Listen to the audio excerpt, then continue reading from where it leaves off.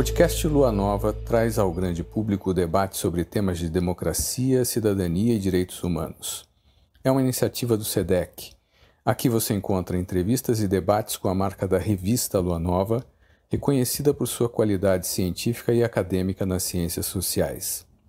Bem-vindas e bem-vindas ao podcast Lua Nova, que hoje tem a satisfação de receber o professor Antônio Sérgio, professor da Universidade Federal do Estado de São Paulo. Professor, é uma satisfação recebê-lo. Muito obrigado por ter aceito o convite para a gente bater um papo um pouco sobre a sua trajetória e sobre as suas pesquisas atuais.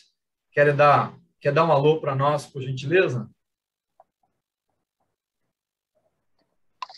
Bom dia a todas e todos, é um prazer estar com vocês e é um gosto e um privilégio conversar com essa equipe e com o pessoal que vai acessar a Lua Nova, o podcast da Lua Nova.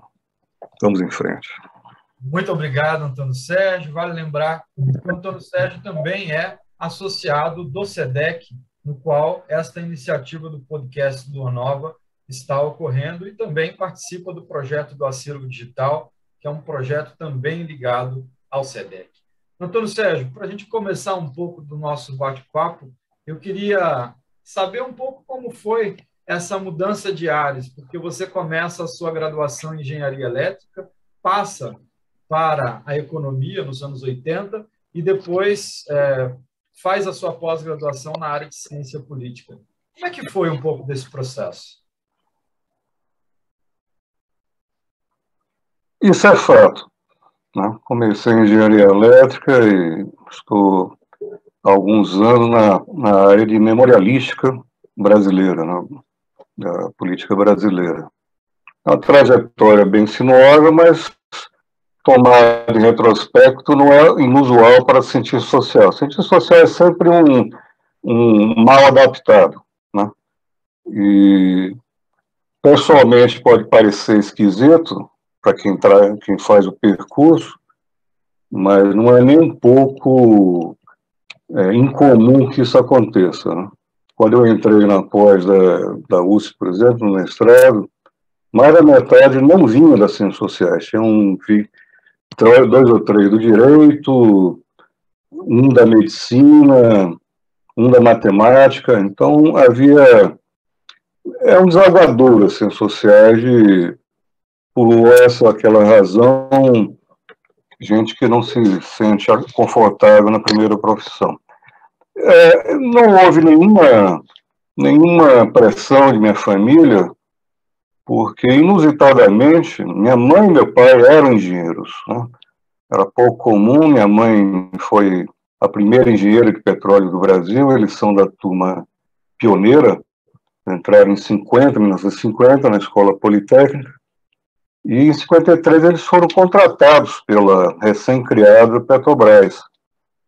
Então eles começaram engenheiros pioneiros mesmo, de morar em containers no canavial do Recôncavo Baiano, né, no Massapê, indo ao mar fazer. Minha mãe era engenheira calculista, usava uma régua de cálculo enorme, não existiam calculadores, evidentemente, com vários tipos de logaritmos, e ela que calculava o tamanho da torre, o tamanho dos alicerces, o rebite, que era um parafuso industrial. Então, foi mais ou menos natural que eu me direcionasse. Todos eram muito bons em matemática, né? Meu pai e minha mãe. Minha mãe me dava aula de álgebra de vetores no ginásio. Eu me dava ao luxo de fazer demonstração teorema de Pitágoras usando vetores, né? E as professoras achavam que eu tinha colado, mas de quem, né? Então era perfeitamente natural que eu fosse para a engenharia, e, na época, esse é um ponto relevante de dizer, né? E o polo petroquímico de Camaçari, que era um grande absorvedor de empregos, né? Engenharia elétrica, havia um déficit, né, no Estado, então era uma profissão requisitada, era um vestibular muito difícil, né? Não escolhi por causa disso, né? E ingressei sem problemas, cursei mais ou menos a metade da engenharia elétrica. E o grande problema foi quando eu comecei a estagiar, né, no polo petroquímico, que é uma barra pesada, né? O engenheiro eletricista trabalha, como a gente chama, na área. Então, em pleno no chão da fábrica, e com as empresas em plena produção, um barulho infernal, um calor infernal, e com os riscos, né? Um dos lugares que eu estagiei, chamada Equipetrol, era uma empresa britânica, elas usavam gaiolas de passarinho no teto da fábrica, porque eles produziam um dos subprodutos, era um gás altamente tóxico que a gente não conseguia perceber, era inodoro. Então, quando os passarinhos começavam a cair mortos da gaiola, era hora de evacuar a área e parar, né, fazer o shutdown da produção. Então, eu detestei esse tipo de trabalho e já vinha, com quase todo mundo da década de 70, 80, prestando atenção no ambiente econômico, né? Universitariamente, a economia tinha um grande apelo, né, como crítica ao regime autoritário. Eu fui cursar economia e gostei muito, tive ambições de fazer economia matemática, por causa dessa base que eu tinha, com modelos, comecei a trabalhar com modelos matemáticos de inflação e com modelos também de insumo-produto, que era muito útil para as empresas do polo petroquímico. Mas meu pai assinava a revista Senhor, que era editada por Mino Carta, e eu acompanhei cuidadosamente a implementação do Plano Cruzado, quando ficou claro que não se tratava de um problema de teoria econômica, né? Naquela época, quem não era da economia ou quem era muito jovem, havia uma disputa infernal se a inflação era inercial, se autorreproduzia por fatores endógenos, ou era o diagnóstico tradicional de excesso de gastos do Estado, excesso de moeda em circulação. E esse é um debate que vem desde a década de 50, né, dos estruturalismos contra Eugênio Goudin e os monetaristas, e com outra roupagem se reproduzir. Mas lendo a Senhor, com os colunistas e as reportagens, ficava claro, né, que era uma questão de a política econômica era mais política do que econômica. Então eu comecei lentamente a me afastar desse paradigma que é fascinante, né, de economia matemática, de modelagem formal, e pensei num jeito de ir para ciências sociais.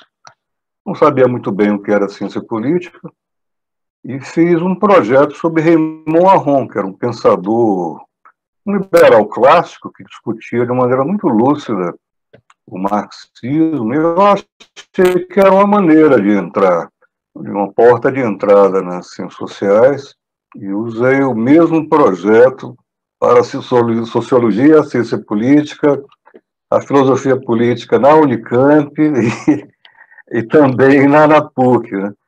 E fui parar na ciência política da USP, que foi a primeira que me ligou, dizendo que eu tinha sido aprovado e que tinha bolsa. Então, eu tinha uma vaga ideia do que era ciência política, o que não é extraordinário, né? Eu entrei em 89 e o Departamento de Ciência Política tinha sido criado em 88, né? Então, foi uma sorte ter ido para lá. Antônio Sérgio, você acha que essa sua formação na área, meia formação na área de engenharia, e depois a formação também na área de economia, e a facilidade de lidar com dados quantitativos ou uma certa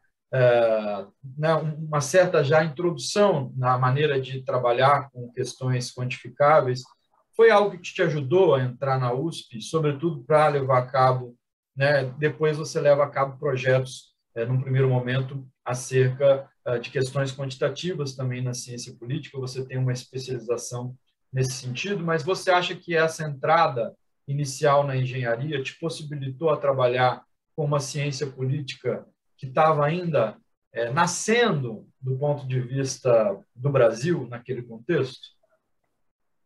Naquele momento, não, Lucas, porque era um ensino ainda de sociologia política, né, 89 e 90.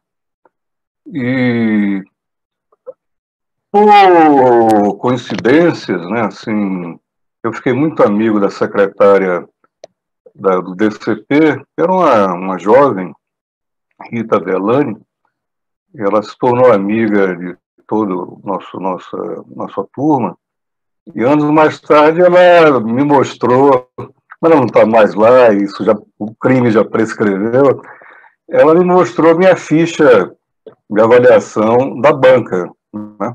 Então a banca tinha colocado lá candidato inteligente, vivaz, conhece pouco de teoria social, mas nota-se no projeto sobre a ROM um esforço legítimo de se aproximar da área de ciências sociais, pensar em termos de ciências sociais. Então foi uma aposta do departamento, né? Eu não tinha preparo, tinha lido o básico que precisava do concurso, mas 89, 90 ainda é uma ciência política ligada à sociologia política convencional do Brasil, né? Que se fazia ainda ensaísmo, né? Então, os cursos de teoria política eram os classicões, os cursos de política brasileira ainda se usava muito Fauro, Florestan Fernandes, os grandes explicadores. Isso foi muito útil, pessoalmente, porque era uma lacuna, mas em nada contribuiu, naquele momento, essa formação que eu tinha tido, né?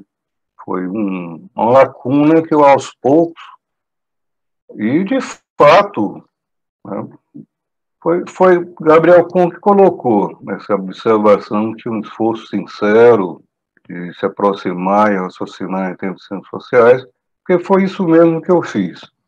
Então, havia recomendações de ler para a próxima semana no curso, capítulos 2, 3 e tal do livro. Eu li o livro inteiro. Tá? Então, em 2 anos, eu praticamente fiz o catch-up com os colegas que tinham vindo de uma formação puro sangue em ciências sociais. E vinha desenvolvendo o trabalho sobre a ROM, né? Eu li os 40 e poucos livros dele. Não existia nenhum livro sobre Raymond Aron. Tinha um padre, um jesuíta francês, Gaston Fessard, que tinha feito um pequeno opúsculo, né? Então era algo a ser desbravado, o que significava um grande desafio e entusiasmo de fazer. E aí vem a mão da fortuna, né? Nem tudo é virtude na vida. Que foi o curso de Guilherme O'Donnell, né? Que eu nunca tinha ouvido falar. E ele deu um curso exatamente sobre transições do regime autoritário, né? Fiquei completamente fascinado, fiquei de cabeça virada e mandei as falas, né? É isso que eu quero estudar. De novo, eu indicava uma literatura, eu li o livro inteiro, eu fui morar na USP, né, para que eu pudesse dar conta desse volume grande de leituras e essa imersão, né, na política comparada. E O'Donnell é o pioneiro da introdução do neoinstitucionalismo no Brasil, né? Não posso falar com toda exatidão, não sei o que acontecia na época no IUPEG, ou no Rio Grande do Sul, que é uma tradição também forte, né? O UNB não, o UNB sempre foi... Dos últimos anos é que se atualizou, né? Mas O'Donnell, seguramente, no ambiente da USP, no ambiente paulista, foi quem trouxe essa literatura, né? E Adam Chivosky, Elster, isso era absoluta novidade no departamento, né? E visto, inclusive, com certa suspicácia, né? Individualismo metodológico, você imagine, com toda essa tradição que havia naquela época, todo mundo torcia o nariz para isso. Eu me lembro de Lúcio Kovarik dizer que a rational choice era tautológica, né? Desdenhando. Então, isso enfrentou uma resistência muito grande do departamento, resistência no sentido de pouca de inapetência para sequer discutir aquilo tudo, né? Então, O'Donnell, no final do curso, me convidou a trabalhar com ele no SEBRAP, uma equipe que ele estava formando para estudar o Congresso Nacional Brasileiro, e aí veja a incidência do neoinstitucionalismo no pensamento dele. A Constituição brasileira colocou o Congresso Nacional como ponto obrigatório, né, do fluxo de processos de decisão sobre política, em especial políticas públicas no Brasil. Então, o que for acontecer no Brasil com a nova Constituição vai depender do desempenho do Congresso. Então, ele identificou, fez o projeto, chamado Terra Incógnita, né, com a classe e elegância que ele tinha, de pensar, inclusive, títulos, né? Terra Incógnita, os trabalhos do Congresso Nacional na nova Constituição, né? E esse trabalho foi aprovado pela Mellon Foundation e deu uma grana absurda para a gente, deu $200 mil, né? Isso em 1991. Seria pelo menos meio milhão de dólares hoje em dia, né? E pouco depois, O'Donnell teve um convite irrecusável de Notre Dame e ele resolveu se mudar de vez para os Estados Unidos. Até então, ele dava aula um semestre na USP, um semestre em Notre Dame. E chamou a Angelina Figueiredo para dar continuidade à pesquisa, ou melhor, dar início, só tinha sido aprovada. E com a Angelina, sim, que a gente começou a ler a literatura sobre o Congresso americano, para ter uma ideia, não se estudava o Congresso brasileiro por dois motivos, né? Um regime autoritário era um poder eunuco, né, para dizer o mínimo. E antes de 64, seja a sociologia marxista, seja a sociologia liberal, Congresso, votações, partidos eram relegados à superinfraestrutura, né? Então, como a maioria das pessoas sabem que leu sobre essa época, 64 foi um choque para as ciências sociais brasileiras, um choque tremendo. E se reagiu muito lentamente. Primeiro publicação de peso vem em 1968, 4 anos depois, um livro chamado Brasil, Tempos Modernos, que foi um fascículo de Letão moderno que Sartre editava, e a fina flor das ciências sociais estava ali, a brasileira, né? Hélio Vaz de Jaguaribe, Celso Furtado, Fernando Henrique Cardoso, Francisco Verfort, brasilianistas como Felipe Schmitter, né? E o diagnóstico não podia estar mais errado naquela época. Eles acreditavam que o novo regime ia desindustrializar o Brasil, né? Felipe Schmitter chegava a dizer que ia haver uma portugalização do Brasil. A maneira como Salazar fez foi impedir a industrialização, que com ela vem sindicato, vem operariado, vem partido de esquerda, etc, etc. Não podiam estar mais enganados, né? O único que teve a lucidez, né, foi Fernando Henrique, né? Pode-se dizer o que for dele como político, eu não aprecio, mas o sociólogo era brilhante. E ele disse, não, vocês estão enganados, este é um regime industrializante e modernizador, né? Então, custou muito disso ser absorvido. Então, essa evolução... Sim. Só uma questão que é interessante, porque você, ao falar sobre todos esses autores, Florestan, o próprio Fernando Henrique, fundamentalmente a gente toca na tradição da sociologia política da USP, né? E fundamentalmente você acaba de dizer que a sua trajetória passa por esse momento de transição acadêmico-intelectual dentro da própria USP. E eu queria, né, exatamente perguntar isso para você: em que medida, né, o regime de transição democrática recolocou problemas para a sociologia política do qual ela mesma não conseguia responder. Ela era insuficiente para tentar compreender. Partindo dessa transição, que um dos primeiros é o próprio Fernando Henrique Cardoso, quando passa a analisar a burocracia, né, quando passa a dar uma atenção especial à burocracia. Mas como que foi esse processo mais geral, exatamente da recepção do neoinstitucionalismo, com um processo concreto de transição democrática no Brasil, e para tentar explicar esse processo, e explicar, inclusive, o que era, o que tinha sido a ditadura? Uma das poucas vantagens de estar há um tempão no planeta é que a gente consegue ver essas coisas com a devida perspectiva histórica, né? O neoinstitucionalismo foi uma revolução nas ciências sociais brasileiras, num sentido forte mesmo, no sentido uniano, né, de Thomas Kuhn, mas também de uma mudança de paradigma completa. Mas há fluxos e refluxos, né? Essa revolução começou muito incipientemente, quase em nichos, né?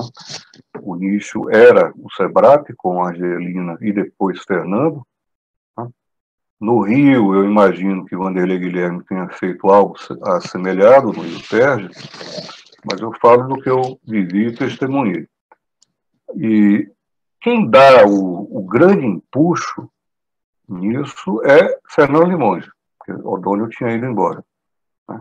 Fernando Limonge volta do doutorado nos Estados Unidos e se depara com essa pesquisa que ele não conhecia. Nós já estávamos no segundo ano de pesquisa, né? A Angelina, eu e alguns outros auxiliares de pesquisa, e a Angelina tinha me incumbido de fazer uma espécie de roteiro do Congresso Nacional para que a equipe toda, cada um tinha sua tarefa, a equipe toda pudesse ter ideia. Naquela época não existia absolutamente nada, né, sobre o Congresso, como é que funcionava. E eu passei 6 meses na biblioteca da São Francisco, né, estudando os livros de direito constitucional, na parte que se refere ao legislativo, né? Então, eu produzi um documento, o ordenamento constitucional do Congresso Nacional. E eu me lembro bem da surpresa de Fernando Limonge, quando leu esse documento, ao saber que existiam comissões técnicas no Congresso, né? Que a imagem natural que se tem é o plenário, as pessoas discutindo. E isso serve também, eu vou dizer, para a pesquisa da Constituinte. Os 2 primeiros anos nós ficamos perdidos, né? Pesquisa de largo escopo, estou convencido, demora para a gente construir o objeto. Então, são pesquisas menores, né, em ambição e em tema, em assunto, a coisa vai. Mas quando se tenta pesquisa de mais largo fôlego, tanto na Constituinte quanto no Congresso Nacional, a gente passou um bom tempo perdido, né? E nós auxiliares de pesquisa, nós íamos a Brasília, tudo era manual na época. Eu fiz quase que uma etnografia política, né? Eu ficava com o notebook que eu tinha, era meu próprio caderno de papel, e eu com a caneta, e ficava nas galerias. De um certo momento, levantava um monte de parlamentares e saía, né? Eu cutucava o sujeito do lado. O que aconteceu? Né? Ele dizia, isso é para derrubar a sessão por falta de quórum, né? Então, eu passei de uma vez, eu fiquei 3 meses lá direto, né, fazendo isso, conversando com os assessores legislativos, né, decifrando mesmo como é que funcionava, o que é voto simbólico, o que é voto nominal. Pasme-se, mas não havia nada disso, né? Então, nós tivemos primeiro que fazer essa grande descrição, né? E fizemos uma série de entrevistas, e as entrevistas eram absolutamente contraditórias, né? Eu me lembro que Genuíno, ninguém menos que Genuíno, com a sagacidade política dele, ele só existe aqui um único partido, o PIC, Partido do Interesse do Compadrio, né? Ele não poderia estar mais enganado, né? Eu digo do que veio a ser. Nessa baratinação que a gente estava, Fernando, com um senso prático, disse: vamos fazer banco de dados, que foi o que ele aprendeu a fazer em Chicago, e vamos fazer análise estatística dos projetos, né? Porque o diagnóstico era que o Congresso havia tornado o Brasil ingovernável, né? Então, se montou bancos de dados, e os primeiros resultados é que, de maneira nenhuma, né? Primeiro, o presidente aprovava o que queria, os projetos presidenciais, inclusive, tramitavam de maneira mais rápida do que os demais, do que projetos do próprios deputados e senadores, né? E que havia um alto grau de fidelidade e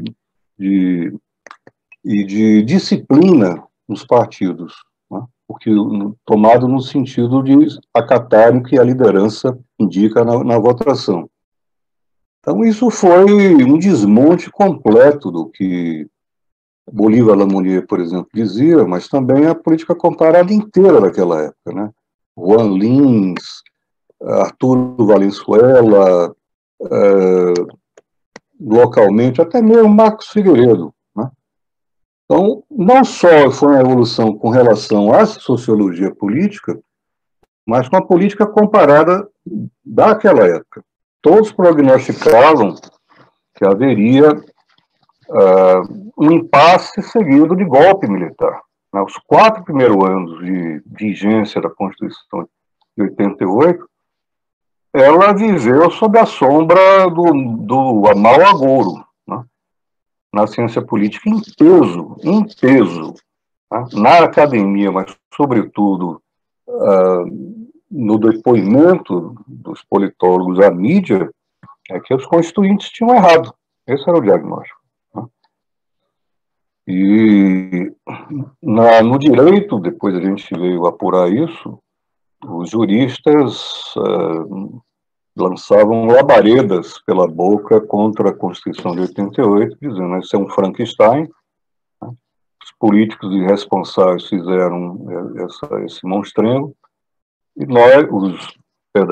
os constituintes irresponsáveis construíram esse Frankenstein, e nós, juristas responsáveis, vamos ter que adaptar à realidade brasileira, né? Então, ela viveu sobre isso. Aí sim que eu comecei a tomar contato com essa ciência política americana, altamente formalizada e altamente usuária de análise estatística, né?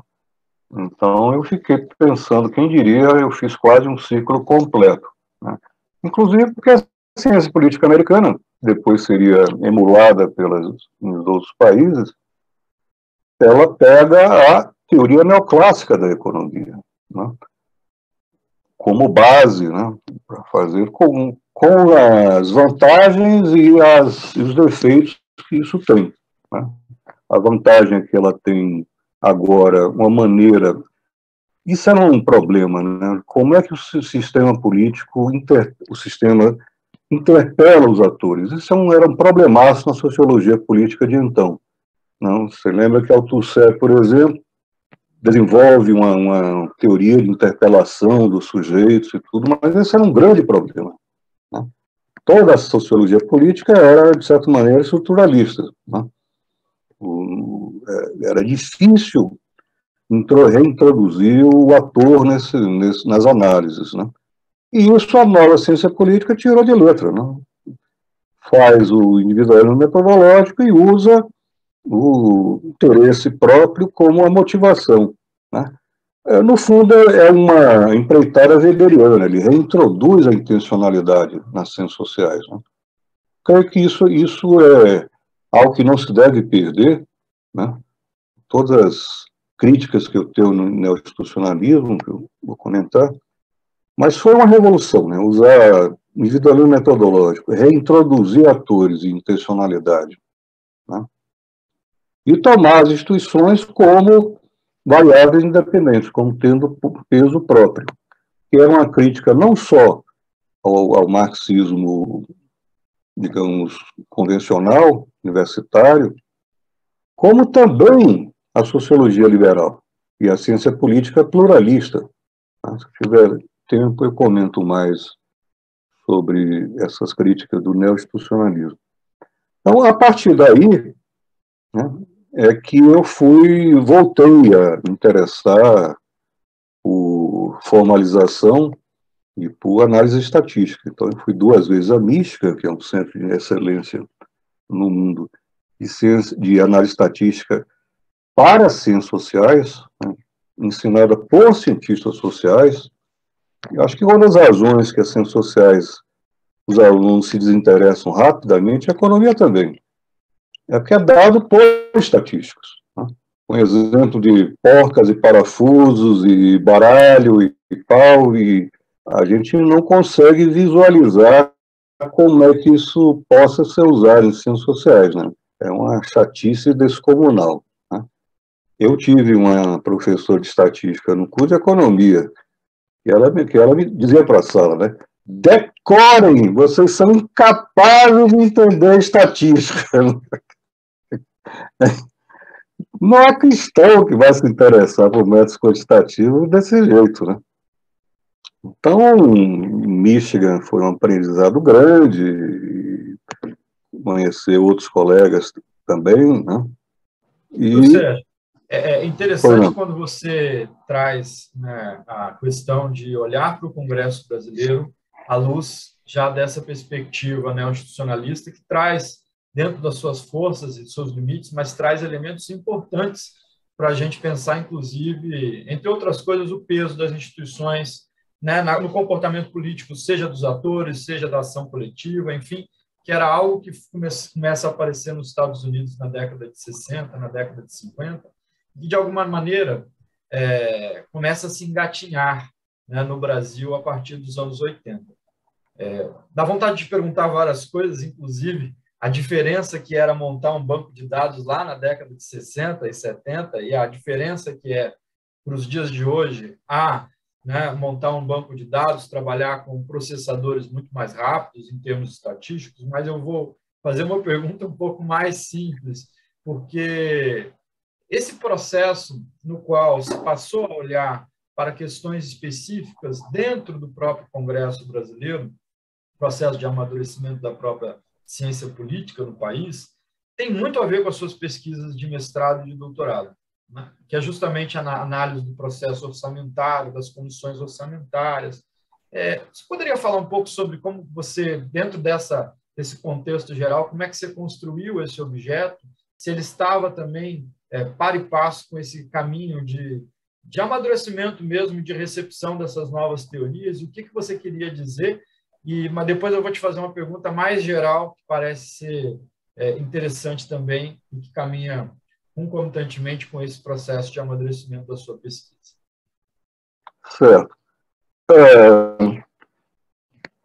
Como havia uma equipe, né, no sentido forte mesmo, no SEBRAP, foi uma decisão, se eu não me engano, da própria Angelina. Sabe? Você veio da economia, você vai estudar a comissão mista de orçamento. Não foi nem nada assim transcendental. Foi Simone Diniz gostava de estudar sindicalismo e tudo, então você estuda a comissão Seguridade Social, é uma coisa mais ou menos assim de uma certa afinidade.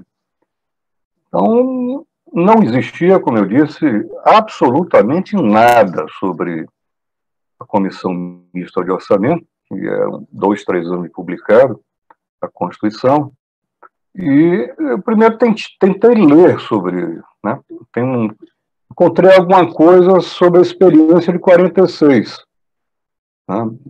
Daqui a pouco eu comento mais sobre isso. E eu fui a Brasília e fiz o que se faz quando a gente não sabe nada, entrevista quem sabe. Então eu fui entrevistar os técnicos do orçamento público, merece destaque um senhor chamado Aurélio Nono, que, a despeito do sobrenome, foi muito cooperativo e me dava aulas sobre como funciona, né? E eu fui também, eu tinha um amigo que era técnico do Tribunal de Contas, também gastei muitas horas entrevistando, gravando como é que funcionava, primeiro para reconstituir como é que funcionava, como é que funciona o processo orçamentário, que é infernalmente complexo, em especial naquela época, né, sem internet, quando tudo era físico. Basta dizer que o projeto de lei de orçamento 93 foi o primeiro que eu bati os olhos, eram 33 volumes de 1000 páginas cada um, né? Então eram coisas descomunais, completamente impossível de você decifrar aquilo sem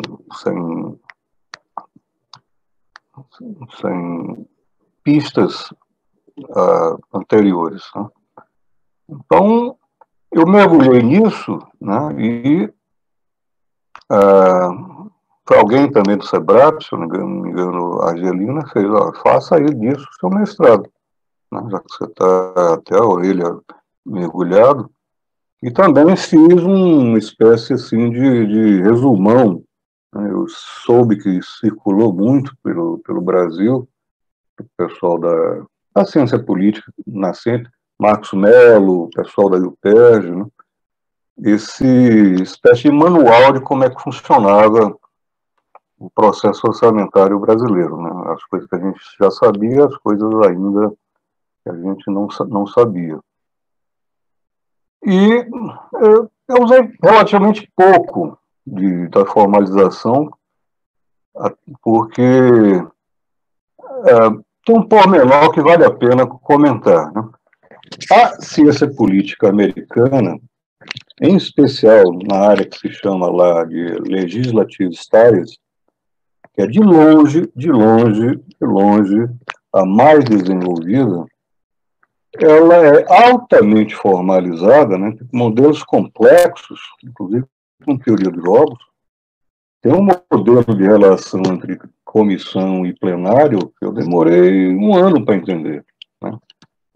Mas ela só fez isso porque ela já tinha, a ciência política americana, 60 anos, como você frisou, de estudos monográficos, né, sobre o Congresso Nacional, a relação com a Constituição, o Senado. Havia muito trabalho descritivo, né? Então, na década de 80, né, bafejado por essa onda da rational choice e do neoinstitucionalismo, é que se começa a formalizar. Então, eu próprio disse, é impossível fazer qualquer formalização do que se mal é até a incógnita do que o O'Donnell aludiu, né, sem conhecer o mínimo de funcionamento, né. Mas eu usei de uma forma muito oblíqua as intuições da teoria dos jogos, por exemplo.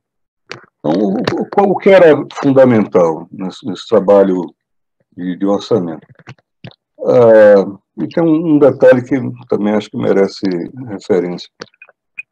Eu encontrei lá no acervo da biblioteca do Congresso Nacional um seminário da década de 70 sobre o orçamento público, feito por Expedito Machado, que era um técnico do Congresso Nacional. E me deu um clique, né? Peguei a lista telefônica, as amarelas ainda, as listas amarelas de Brasília, corri o dele e encontrei Expedito Machado. Liguei para a casa dele, a mulher disse, Expedito já se aposentou, mas ele trabalha no jornal tal.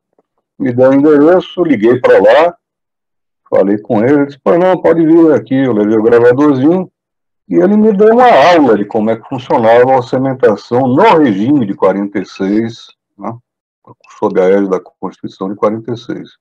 Então, isso é importante. A luz, inclusive, está acontecendo hoje com o orçamento público. A maneira como tinha sido feito o processo, havia 2 processos orçamentários, um na Câmara, um no Senado, né? e havia pouca conciliação e não havia limites do volume monetário para as emendas dos deputados e senadores. Então, segundo o expedito, né, todo o Congresso, toda a lei orçamentária saída do projeto do Congresso Nacional já saía com déficit. Tinha que ser coberto com emissão de moeda ou com dívida pública, né, com lançamento de títulos públicos. Porque esta será uma das razões principais, quando tem o golpe 64, de podarem-se os poderes do Congresso Nacional. Dizendo, o Congresso é uma máquina de inflação. Né? Esse foi o diagnóstico de Roberto Campos. Né?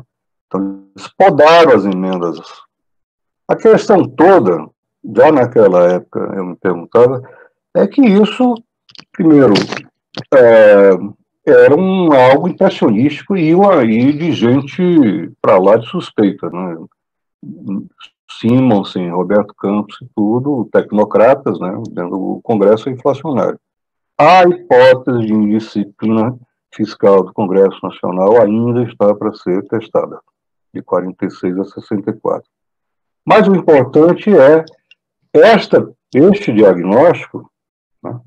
E quando vem a Constituinte, né, este diagnóstico vai sobrepairar, né, a cuca e o espírito dos constituintes. Foi um grupo muito restrito quem fez, todos eles com formação em economia, né, Serra, César Maia, Osmundo Rebouças, era PhD em economia, um deputado federal pelo Ceará, né, ex-auditores fiscais. Então foi um debate extremamente técnico.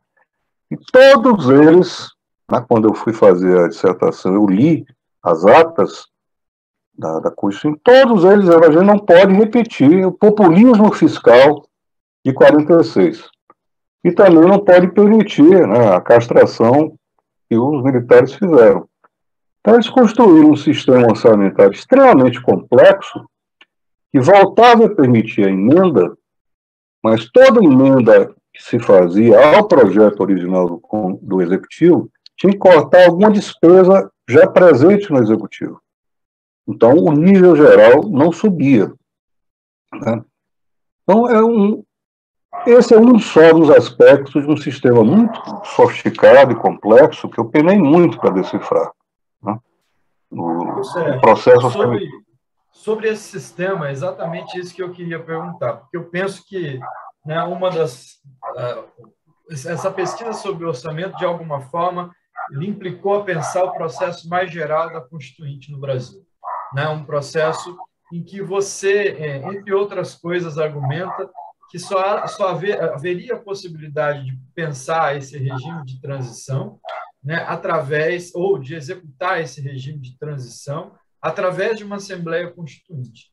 E tomando aqui como referência os autores que a gente já falou, como Guilherme O'Donnell, que é um dos principais autores para falar sobre regime de transição na América Latina, como que, a partir dessa pesquisa do orçamento especificamente, você se ampliou a sua perspectiva para a análise da Constituinte, inclusive, como eu disse anteriormente, frisando esse argumento de que a Assembleia Constituinte, do ponto de vista da história institucional e política brasileira, era, de alguma forma, a maneira como aquela democratização, como o processo de democratização tinha de ocorrer. O recurso a estudar a Constituinte veio pelo enigma de por que tinham construído um capítulo orçamentário tão complexo. Né? Eu li as constituições brasileiras anteriores e li constituições de outros países. Né? Não há nada sequer assemelhado em termos de complexidade e número de peças orçamentárias. Né? Existe o plano plurianual, existe a lei de diretrizes orçamentárias e existe a lei orçamentária anual. Né? E com isso tudo de uma grande sofisticação. E como eu tinha entrevistado esse técnico da época de 46 a 64, eu quis ver o que é que os constituintes pensavam, né? Haviam pensado. E quase que se pode generalizar que a Constituinte transcorre sob o espectro de não repetir 46. Né? Então, se a gente pensar na linguagem contemporânea de ciência política, há aí uma que eles chamam de path dependence, né? Eu prefiro traduzir por dependência de trajetória. Né? Então, 46, por que se fez um arranjo tão draconiano? Porque estavam saindo do Estado Novo. Então, os constituintes de 46 colocaram o presidente da República praticamente sem poderes legislativos, né? E deram grande poder à Câmara e Senado, né? E também aos governadores de Estado. Então, uma das explicações da crise de 64 é a incapacidade de João Goulart governar. Ele não tinha poderes legislativos, né? Porque os constituintes de 46 tinham medo de alguém como Vargas, né, ou o próprio Vargas, voltar pelo voto popular e ter uma larga discricionalidade de poderes legislativos. Né? Então, se podou os poderes do presidente da República, né, que vão ser restituídos e aumentados com as cartas constitucionais dos militares, 69 e 67 e 69. Né? Então, se atrofia o poder legislativo e o poder judiciário, e o executivo fica munido de poderes excepcionais legislativos. Tá? Então, quando vem o constituinte, os constituintes, isso é que eu acho muito interessante, muito importante, né? Não importa se o diagnóstico era verdadeiro, né? Da indisciplina fiscal, isso é teoria dos jogos. É um jogo chamado tragédia dos comuns. Quando você não tem limitação do acesso a um bem comum, né, existe incentivo de você predar esse bem comum. Né? Isso é um dos modelos de teoria dos jogos. Então, eu usei de maneira muito informal para falar do orçamento 46. Né? Não havia incentivo nenhum de você se restringir. Né? Mas o diagnóstico que vem é o diagnóstico dos tecnocratas que ganharam em 64. E o importante é que os constituintes internalizaram esse diagnóstico. Né? Então, especialmente Serra, era o tempo inteiro acusando o legislativo de ser moroso, de ser populista, de ser fiscalmente indisciplinado. Né? Serra assumiu, encarnou Roberto Campos e Simas em Serra. Né? Então, isso é muito curioso, né? Porque se estava fazendo a redemocratização, mas com um medo enorme, um temor enorme de que eles, constituintes, abrissem brecha para que essa democratização de novo fosse colapsar. Né? Então, pelo menos nessa área de finanças públicas e tudo, havia um cuidado enorme, e eu diria, né, eles temiam muito o comportamento do Congresso. Né? Eu acho isso, mesmo que seja em retrospecto, né, acho isso um exagero completo. Você vai dizer que Orestes Quércia não fazia orçamento público pensando no bem comum, né, ou qualquer membro do executivo, tá? Mas havia uma desconfiança profunda com relação ao Congresso Nacional. Isso me impressionou muito. Né? Bom, então, para seguir no que você me perguntou dessa transição, né, de estudos. Né? Eu fiz o doutorado sobre as emendas orçamentárias, todo mundo dizia que nem hoje, que os deputados usavam para pavimentar a carreira política, né? E fiz modelos estatísticos, aí sim, vi com uma parte estatística razoavelmente pesada, com modelos logísticos, né, de regressão, para testar se as emendas que os deputados mandavam para seus redutos revertiam em aumento de voto e reeleição. Né? E a resposta é que não. O fundamental é o partido, para alguém se reeleger. Não era meu objetivo dar uma explicação alternativa, mas eu sugiro que, no doutorado, que provavelmente é pela questão do partido ter diretórios no local de cada município, a possibilidade de fazer a dobradinha, né, o deputado federal com o deputado estadual, né? Estar num partido médio para grande é mais importante para a reeleição do que o valor das emendas que se mandam, que descaracteriza um tanto, né, confronta um tanto a visão dos seus comuns daquela época, né, de que o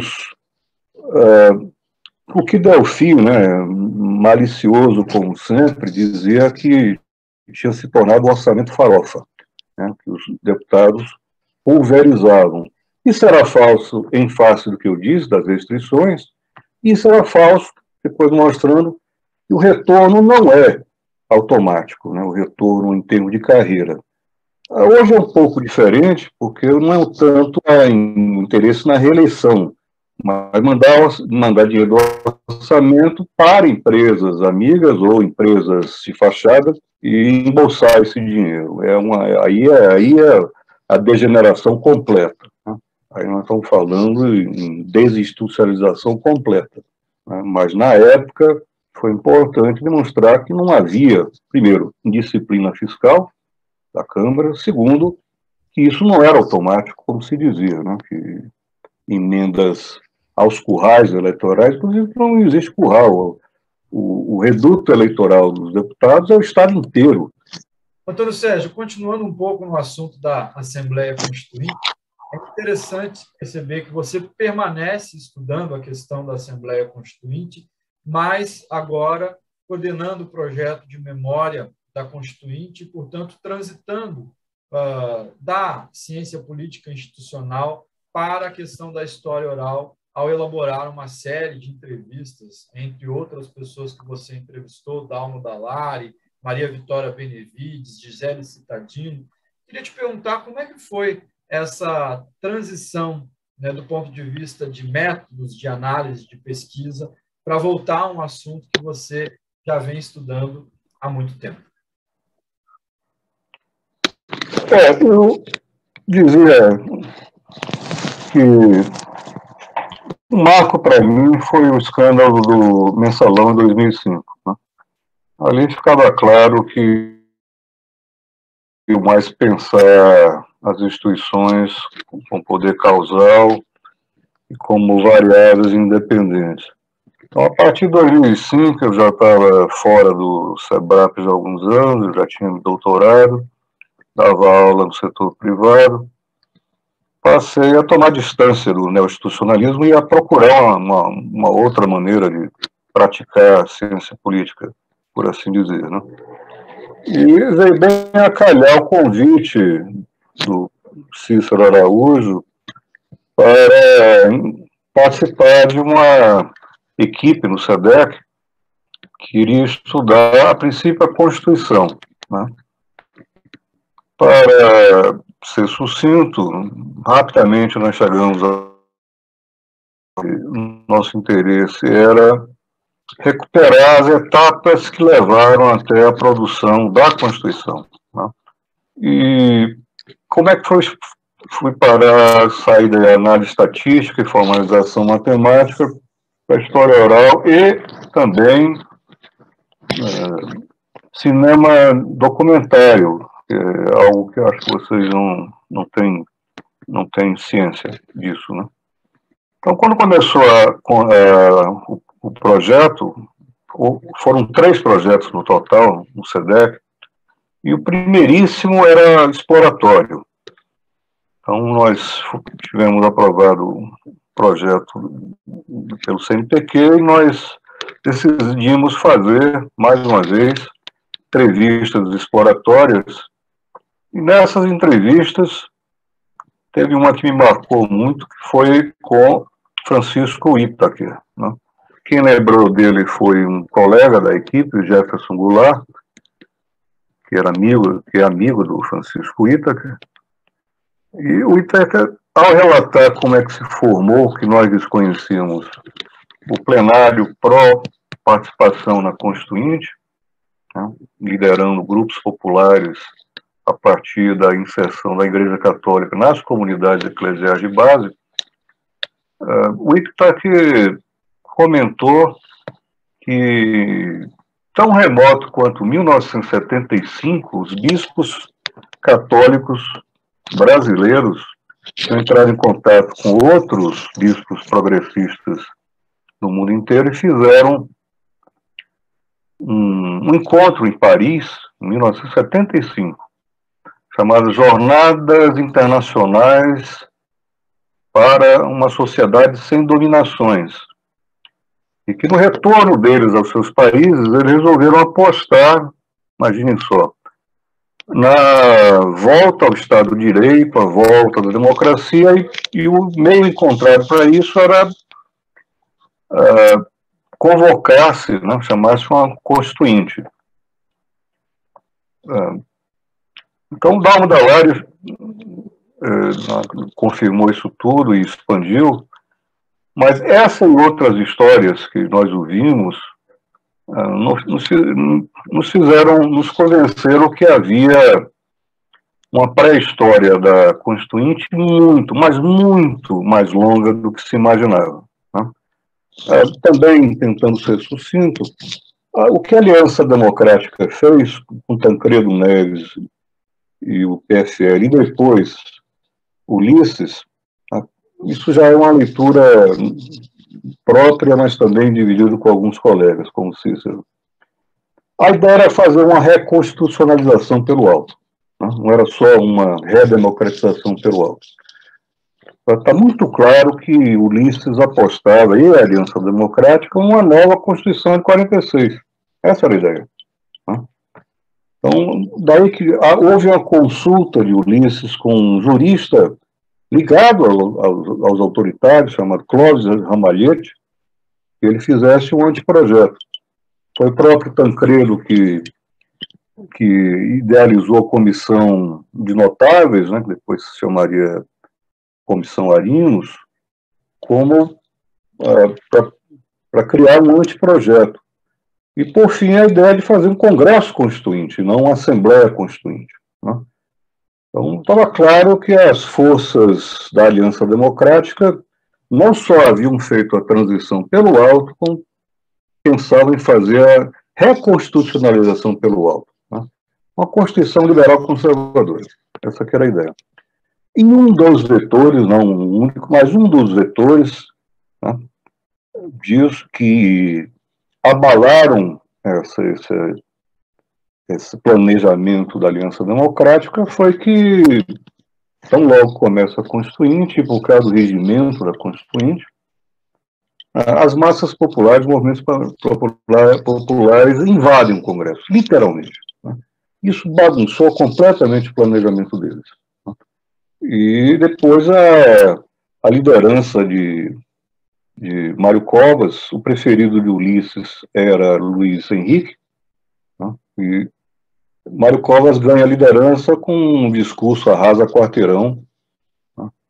E, então, há um desalinhamento do projeto da Aliança Democrática para a reconstitucionalização pelo alto. A expressão é minha, mas acho que o Cícero concordaria, que foi quem trabalhou mais junto comigo.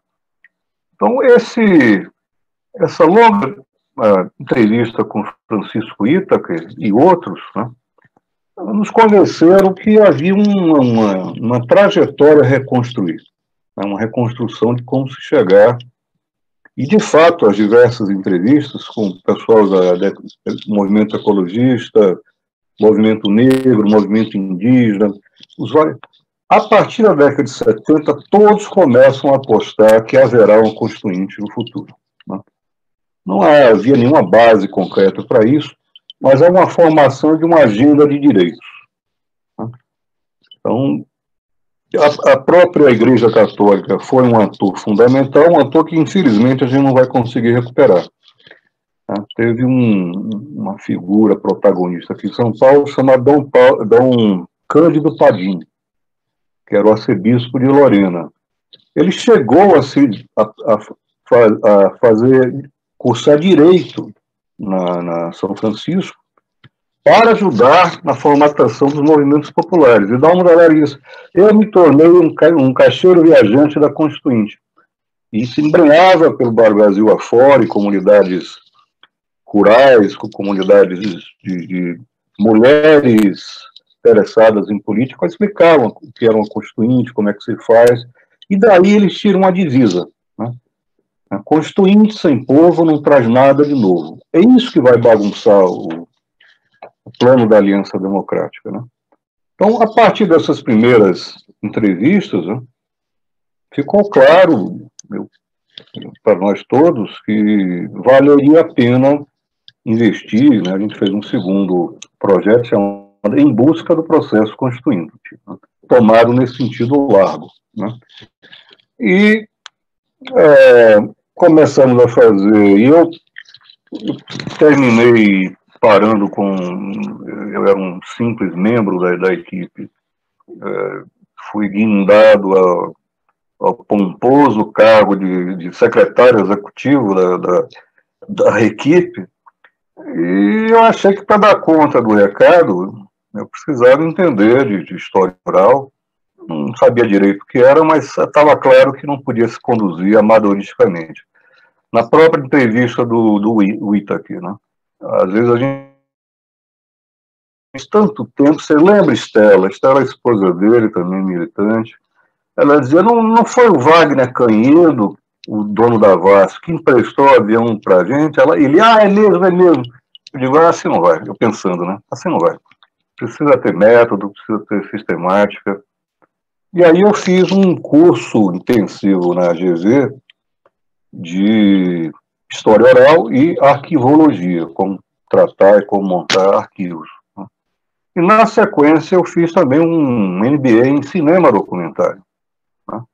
Meu plano era fazer um documentário sobre a transição e a Constituinte. Com base nessas entrevistas que nós passaríamos a gravar é linguagem de documentarista, é filmar. Né? Então, nós gravaríamos, né, em audiovisual, né? E havia notícia de que a plenária, a 8ª plenária do SUS, da medicina sanitarista, foi de onde saiu a ideia do SUS, né, e o conceito, né, o projeto do SUS, toda ela havia sido filmada, há uns 3 dias. E depois, numa entrevista com Mauro Santayana, que era o secretário pessoal de Tancredo Neves, e veio a ser secretário da Comissão Arinos. Ele disse, todos os 14 meses de funcionamento da Comissão Arinos foram filmados. Tá? Uma cópia ficou na Universidade de Cândido Mendes, uma cópia ficou no Ministério da Justiça, uma cópia ficou, eu não lembrava onde. Então havia muitos elementos que a gente pudesse reconstruir com base nessas filmagens todas, né? A Constituinte também foi toda filmada, tem cenas como o discurso antológico de Ailton Krenak a favor da demarcação das terras indígenas. Ao tempo que ele vai falando, ele vai se pintando de pintura de genipapo, que deve coçar pra cacete, né? Mas ele colocando aquilo que é um ritual fúnebre, né, entre os Krenak. Né? Há também que dos Kaiowá, índios munidos de câmera de mão, eles pulam no plenário, né, passam a filmar os constituintes, né? Os que reclamavam, que aplaudiam, né? Se a gente pudesse recuperar isso tudo, é um documentário sensacional. E eu consegui convencer o grande documentarista, que era o professor da GV, Eduardo Scorel, a dirigir isso. Né? Essa coisa para profissional, não era um sujeito que estava ali aprendendo o beabá como eu. Né? Ele se interessou e nós chegamos a procurar o BNDES. Fábio Kirchner era o assessor do Luciano Coutinho, eles tiveram a maior boa vontade mas a gente não conseguiu encontrar uma rubrica do BNDES que se prestasse a isso, né? Então, eu ainda tenho 11 entrevistas gravadas, inclusive do general Leônidas, né, e do Cândido Mendes, que é hilariante, né? E tem esses outros materiais, né? Então, não sei se algum dia, mas a pretensão era que eu até brincava, nós nos tornássemos não uma equipe estudando a Constituinte, mas o CPDEC, né? Era o Centro de Pesquisa e Documentação do SEDEC, né? Então, era muito mais ambicioso do que isso. Então, às vezes, o objeto de pesquisa determina o método, né? Então, eu fui atrás estudei, né, e comecei a ter essa experiência, não só da literatura e tudo, mas de como conduzir entrevistas, né? Nem sempre dá certo, é claro, mas foram vivências extraordinárias, né? Antônio Sérgio, e dessas entrevistas, tem alguma que lhe marcou? Tem sempre, claro, várias que te marcam, mas você poderia contar alguma que lhe marcou profundamente? Tendo feito 152 entrevistas, você bem pode imaginar a experiência humana disso, né? Algumas ocuparam o dia inteiro, como o ex-deputado e ex-ministro Fernando Lira, né? Mas eu diria que houve três, né? Um Cândido Mendes, com o general Leônidas, por razões diferentes, e com o Sandra Cavalcante. Provavelmente a de Sandra Cavalcante tenha sido a mais marcante, que nós que vivemos de ciências sociais, nós temos a visão da ciência social do que aconteceu politicamente, socialmente, economicamente no Brasil.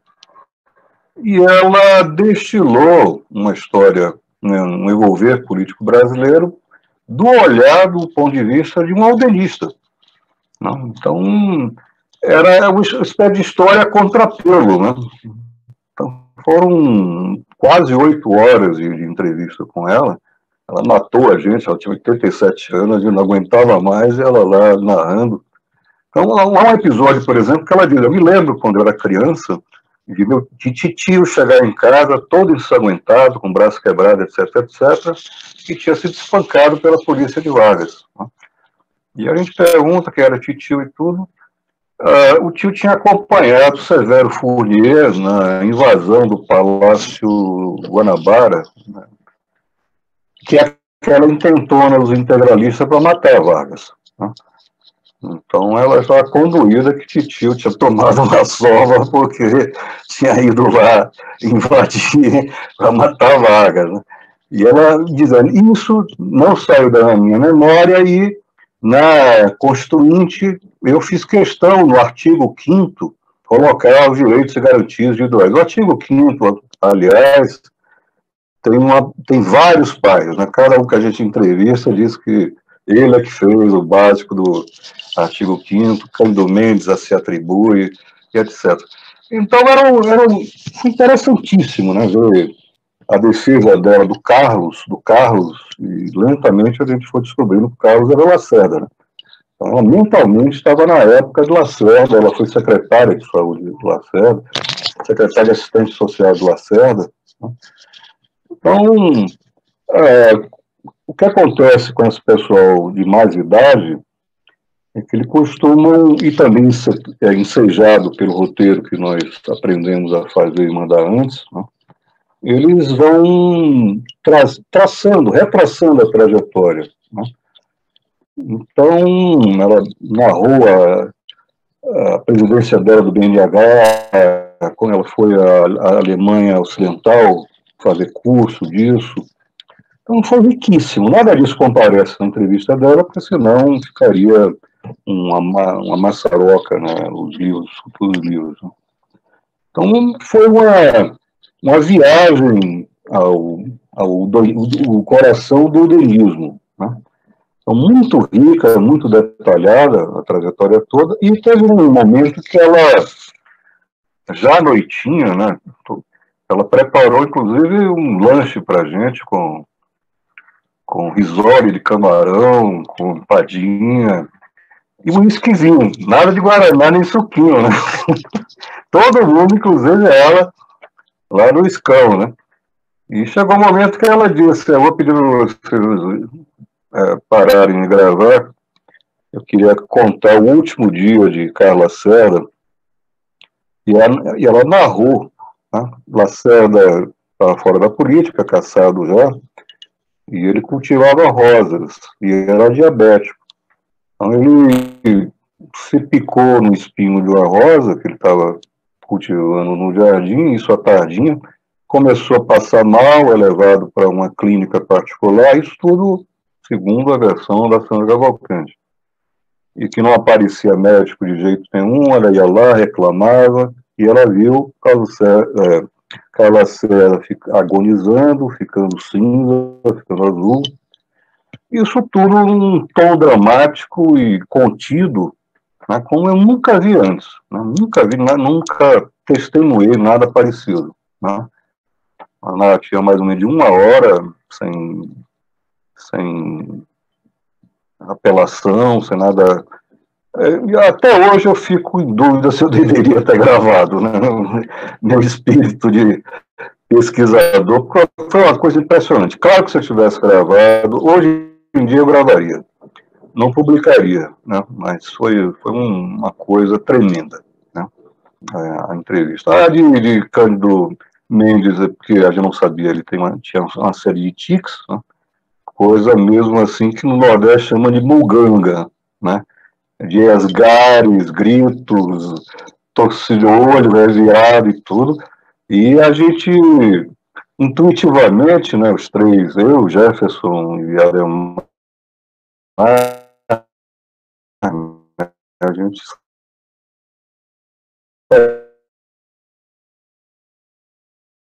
isso aí. E a outra marcante também foi com o general Leônidas, né? O general Leônidas foi muito rude, respondeu o que quis e teve uma cena impagável, né? Era um dia de sol no último andar do prédio do Direito da PUC, todo envidraçado. E assim que ele entrou na sala, ele olhou para a gente, Jefferson estava com óculos escuros, e ele deu um berro, né? Tire esse óculos que eu quero ver sua cara. A gente ficou aterrorizado, né? E esse cara era considerado moderado, você imagina que ele entrevistava o linha dura, né? Então, a entrevista toda, ele sentou, fez, quem são os senhores, o que é que querem de mim, né? Tudo. Então foi muito tensa, né? Muito. Agora, você viu, além de um relato, como é que ele foi escolhido, né? Tancredo Neves, co-emissário de Afonso Camargo, que chegou a ter eles, se conheciam há muito tempo, Leônidas e Ulisses, e serviu também para ficar zoando com Jefferson por muitos anos, né? Toda vez que eu encontrava com ele de óculos escuros, eu dizia, tira esse óculos, eu quero ver sua cara, né? Então, eu, pelo menos, me divirto muito, né, nas entrevistas, mesmo nas mais adversas, né? É um material muito rico, né, que a gente recolheu, e é preciso dizer, lá atrás perguntou, e agora é uma boa hora de dizer, que, além dessa questão de que o dinheiro, eu penso que é uma conjectura apenas, eu penso que foram as privatizações de Fernando Henrique, sobretudo a conta CC5, né, do Banco Central, que Gustavo, aquele economista do PSDB, né, Gustavo Franco, né, ele mudou, tornou não nominal, né, você podia mandar e receber dinheiro, simplificando muito, para fora do país, sem precisar se identificar, né. Eu considero que essas duas coisas é que entrou dinheiro grosso no Brasil, clandestino, né. Isso é que vai corroendo a República, né. Então é um fator a mais de você descrer do institucionalismo, instituições. Eu acho que algumas ideias a gente precisa reter, né? Mas a ideia, né, teórica, aí sim, a parte teórica que você perguntou, eu já vinha me perguntando o que ia fazer desse legado que eu tinha aprendido do institucionalismo, que todo ele foi voltado ao efeito que as instituições têm, né? mas nenhuma parte da literatura estudava como foram criadas essas instituições, né? Então, eu pensei em aproveitar essas entrevistas e esse recuo histórico, né, essa reconstrução, para acoplar isso uma visada mais analítica, né? Como é que são construídas instituições políticas, né? O velho Guilherme Odoni, o meu mestre, dizia: não existe uma boa teoria genética das instituições na política comparada, né? E eu fui a campo, de fato, não existia. A ideia era que isso servisse como um exercício, né, de entendimento de como é que se dá a mudança política de médio prazo, né, e a construção de instituições políticas, através, né, do caso da Assembleia Nacional Constituinte. Essa que era a ideia analítica por trás, né? E fazer uma comparativa com os outros processos constituintes, que é algo que me intriga até agora, e por isso que eu não largo o osso, né, é que, por que razão, né, determinados processos de redemocratização culminam ou têm que passar pela convocação de uma constituinte e por que outros não o fazem, né? Então, Portugal, Espanha, Brasil, Grécia, né, o ponto culminante do processo de transição democrática foi uma reconstitucionalização, o pacto fundador de uma nova ordem. Ao passo que Argentina, Uruguai, Chile, entre outros, né, transitaram para uma ordem poliárquica sem fazer uma constituinte, né? O caso argentino ainda é mais bizarro, né? Eles simplesmente colocaram no lugar da Constituinte, quando o Alfonsín assume, a Constituição Argentina de 1953 passou a vigorar, né? Então, ela só foi ter algumas emendas em 1992, né? Absoluto anacronismo de alguma de suas partes, né? Também não há uma teoria de quando é que assembleias constituintes são convocadas, né? Então, para ficar no próprio âmbito da política comparada, há uma série de enigmas que convidam a continuar estudando o assunto, né? Eu desconfio, mas é um simples palpite, que tem a ver com o sistema partidário anterior aos golpes autoritários, né? Porque é no sistema partidário que estão as elites políticas, né? Então, quando há uma redemocratização, o processo, se há um desentendimento grande, para falar na linguagem neoinstitucionalista, se as preferências são muito discrepantes, não se consegue convocar uma constituinte, né? Tem que fazer algum arranjo, feito a Argentina, né, ou prosseguir com o Chile, com a Constituição autoritária e mudar a ordem infraconstitucional, né? Então, é um enigma, e não é dos menores, né, como é que se cria uma nova ordem político-constitucional, né, que ainda convida a apostar. Há ainda bastante coisa para a gente fazer nesse trabalho do trajeto da Constituinte, né, do ponto de vista de recuperar os fatos, né, ou as versões, mesmo que sejam, e há o trabalho seguinte, que é o progressivo desmanche disso, né? Como eu dizia, eu acredito que é o dinheiro clandestino que entra com as privatarias e com as contas CC5, né? Isso inunda. A um certo momento a gente ouvia falar, né? Há uma bancada de Daniel Dantas no Congresso, há uma bancada de Daniel Dantas no STF, há uma bancada. Isso vai progressivamente erodindo a República, né? Esse é um trabalho ainda a ser feito, né? Digamos, os 30 anos da República de 88, né? De 1988 até 2018, né? Eu acredito que é aí que termina. A partir de 2018 a gente vive uma outra coisa que a gente ainda não sabe o que é, né? Mas há muito trabalho pela frente, ainda bem que a maioria dos membros da equipe é bem jovem e que gosta de pegar no pesado. Doutor Sérgio, a tentação era justamente te perguntar isso, embora o nosso tempo esteja terminando, justamente perguntar em que medida a história comparada, a história oral e o contexto que a gente vive hoje, que é, sem dúvida, um contexto de crise, inclusive daquela República Brasileira colocada lá na Constituição de 88, nos ajudam a pensar e a remontar esse processo de memória também como um processo de resistência para pensar o futuro, né? Mas vai ficar aí a provocação, né, para a gente pensar numa próxima conversa em que a gente possa conversar sobre isso. E também vale dizer para você que acompanha o podcast Lua Nova que algumas das entrevistas do projeto de memória estão disponíveis no site do SEDEC, no projeto da Constituinte, e vocês podem ter acesso a elas. Mas também, Antônio Sérgio, fica uma outra ideia que eu acho que você coloca aqui de uma forma genial e que está também no projeto, é que a gente tende a falar mais das entrevistas, mas é todo um conjunto iconográfico de vídeos, documentários, que consigam também fazer o resgate dessa memória. E, no mais, eu lhe agradeço imensamente pela sua fala, pela sua presença, pela sua boa vontade. Infelizmente, o nosso tempo é curto, mas em todos os sentidos, porém, acredito que nós tivemos um bate-papo muito bacana para trazer um pouco apenas os aspectos de pesquisa que o senhor já trabalhou e principalmente dos aspectos que nós precisamos levar a cabo a partir de agora. Passo a palavra para você para uma breve consideração final e já agradeço a todas e todos pela ajuda e a administração desse podcast Lua Nova.